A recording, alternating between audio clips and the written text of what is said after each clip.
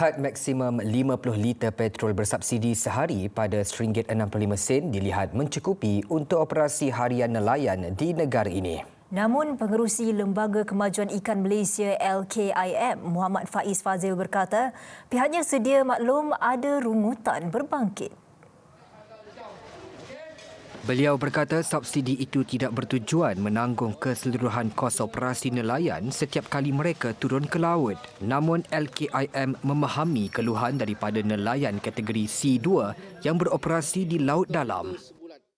Kerajaan memberikan kota diesel 70 juta liter sebulan kepada nelayan di seluruh negara. Itu yang kita uruskan dan kita sedang teliti semula bagaimana kaedah terbaik yang mungkin kita boleh bantu nelayan di zon C2. Terdahulu beliau menyempurnakan jualan ikan murah LKIM sempena program Madani Rakyat di Ipoh Perak. Sebanyak 1 tan hasil laut segar dijual bagi keperluan penduduk setempat. So inilah peluang untuk kita ambil kesempatan untuk beli persiapan, beli keperluan asas. Ikan dia pun bagus, ikan segar. Lepas tu harga pun murah. Lepas tu dapat lagi pula kerang percuma lagi tadi. Alhamdulillah lah.